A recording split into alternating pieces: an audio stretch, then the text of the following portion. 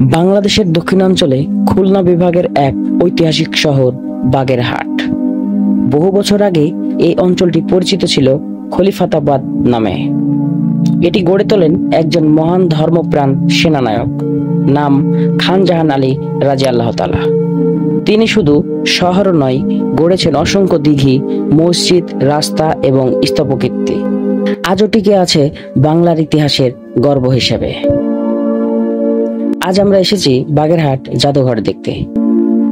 ছোট একটি ভবন হলেও এর ভেতর লুকিয়ে আছে বিশাল এক ইতিহাস। এখানে সংরক্ষিত আছে বিভিন্ন প্রাচীন মুদ্রা, মাটি ও ধাতুর তৈরি বাসনপত্র, শিলালিপি, ইসলামী চিত্রকর্ম এবং প্রত্নতাত্ত্বিক নিদর্শন।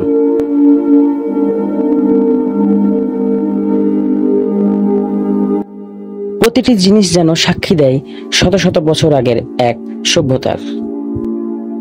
এই জাদুঘরের অন্যতম আকর্ষণ এক বিশাল মরা কুমির, যার নাম কালা পাহাড়। অনেকে বিশ্বাস করেন এই কুমির একসময় খান জাহান আলীর দিঘিতে সাঁতার কাটত। তার দেহ এখন জাদুঘরে সংরক্ষিত আছে, যেন অতীতের এক জীবন্ত প্রমাণ। শিশু থেকে বৃদ্ধ সবাই বিস্ময়ে তাকিয়ে থাকে এই রহস্যময় প্রাণীর দিকে। এবার আমরা জাদুঘর থেকে বের হয়ে মসজিদের দিকে যাত্রা শুরু করলাম, যেটিকে বলা হয় বাংলার গৌরব, ৬০ গম্বুজ মসজিদ। ইউনেস্কো স্বীকৃত এই মসজিদ শুধু বাংলার নয়, বিশ্বের অন্যতম প্রাচীন ও সুন্দর ইসলামী স্থাপত্য নিদর্শন। প্রায় ৬০০ বছর আগে নির্মিত এই মসজিদে রয়েছে ৭৭টি গম্বুজ, ৬০টি পিলার। এখান থেকেই এর নাম ৬০ গম্বুজ মসজিদ। মসজিদের ভিতরে ঢুকলেই এক ধরনের শীতলতা ও প্রশান্তি অনুভূত হয়।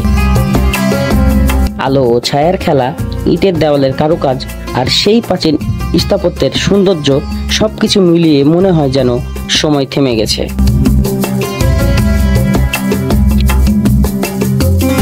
৬০ গম্বুজ মসজিদ কেবল একটি ধর্মীয় স্থান নয়, এটি এক ঐতিহাসিক জীবন্ত স্মারক। শত শত বছর ধরে এটি দাঁড়িয়ে আছে বহু যুগের সাক্ষী হয়ে।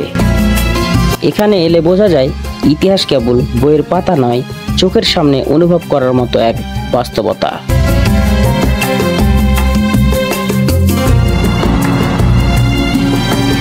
বাগেরহাট আমাদের অতীতের আয়না। এখানে ইতিহাস কথা বলে, বাতাসে যেন পুরনো দিনের গন্ধ।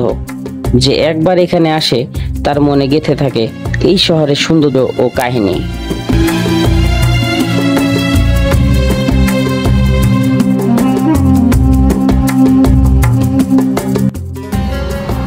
বাগেরহাট শুধু এক জায়গা নয়, এটি এক অনুভূতি, এক জীবন্ত ইতিহাস।